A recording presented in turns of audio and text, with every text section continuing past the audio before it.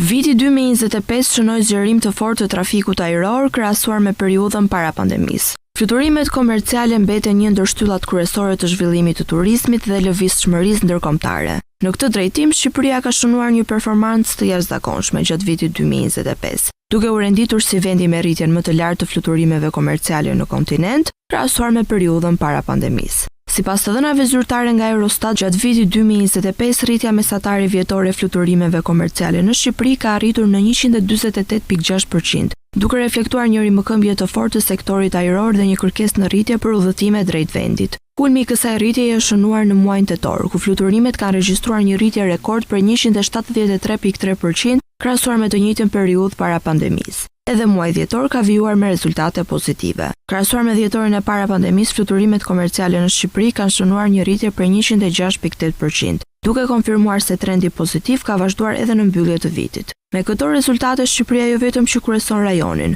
por renditet gjithashtu e para dhe në nivel evropian për sa i përket rritjes së fluturimeve komerciale. Në krahasim me vendet e tjera të rajonit, pas Shqipërisë renditet Bosnjë-Hercegovina, e cila ka qenë ndër 10 vendet me rritjen më të lartë në terma vjetor. Për muajin dhjetor, ky shtet ka shënuar një rritje për 50.8%. Më pas vjen Serbia me një rritje për 42.3% e ndjekur nga Maqedonia e Veriut me 28.8%. Ndryshe nga këto tendenca pozitive, Mali i Zi ka shënuar një rënje të fluturimeve komerciale. Konkretisht, gjatë muajit dhjetor është regjistruar një ulje për 6.5%, çka tregon një ngadalësim të aktivitetit ajror i lidhur kryesisht me faktorë sezonale dhe ndryshime në kërkesën turistike. Sa i përket vendeve europiane me rritjen më të lartë përveç Shqipërisë dhe Bosnjë-Hercegovinës, rezultate pozitive kanë shënuar edhe Shqipëria me një rritje për 43%. E ndjekur nga Greqia dhe Slovakia, të cilat kanë përfituar nga forcimi i turizmit dhe zgjerimi i linjave ajrore. Në anën tjetër, vendet që kanë pësuar uljen më të madhe të fluturimeve gjatë vitit janë kryesisht ato nordike, si Finlanda, Suedia dhe Norvegjia,